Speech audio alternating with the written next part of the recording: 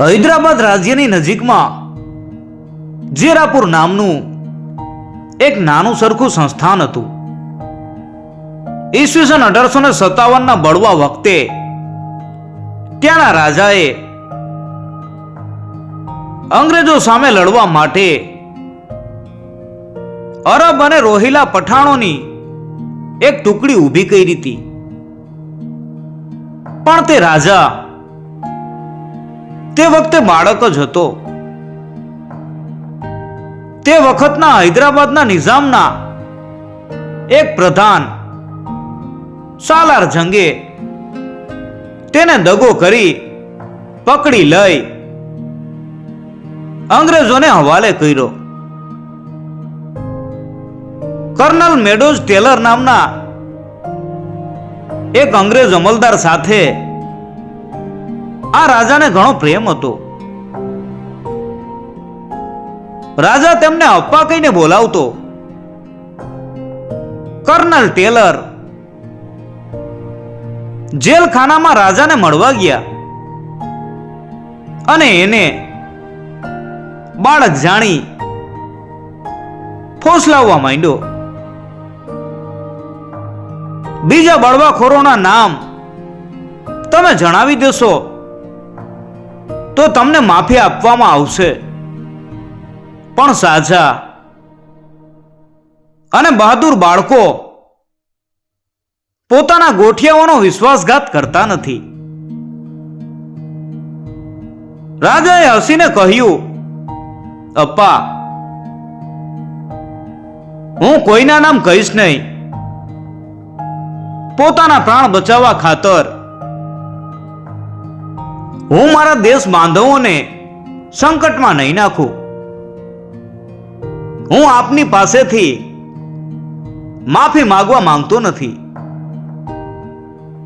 બીજાઓની દયા ઉપર બાયલાની જેમ જીવવું મને સારું લાગતું નથી. કર્નલ ટેલરે કહ્યું, તમને ખબર છે કે તમને મોતની સજા થશે. તે બાળકે કહ્યું, હા, હું જાણું છું, પણ મારી એક પ્રાર્થના સ્વીકારો. મને ફાંસીએ ચડાવશો નહીં. હું ચોર નથી.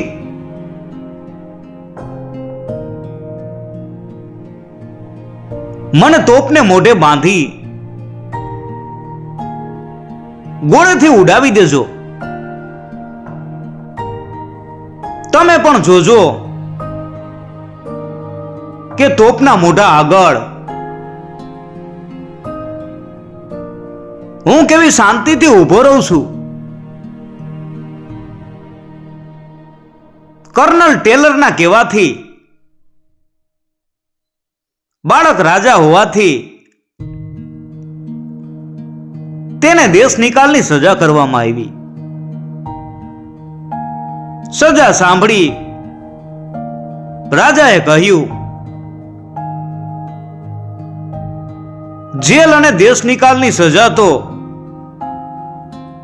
મારે ત્યાંનો ગમે તેવો કંગાલ પણ પસંદ નહીં કરે. હું તો રાજા છું. દેશ નિકાલને બદલે હું મોત પસંદ કરું છું. આમ કહી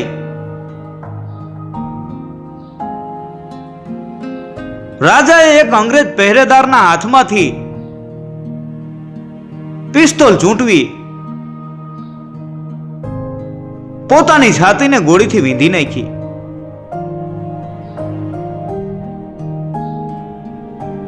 એક સુકુમાર બાળકની આવી હિંમત અને શૌર્ય જોઈ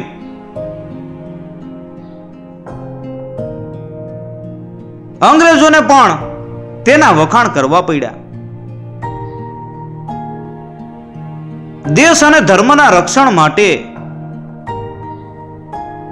સ્વાર્થનો ત્યાગ કરી જે કોઈ હસતા હસતા પોતાના પ્રાણનું બલિદાન આપે છે તે જ વીર અને આદર્શ પુરુષ છે. યુગો યુગ સુધી તેના ગુણગાન ગવાય છે.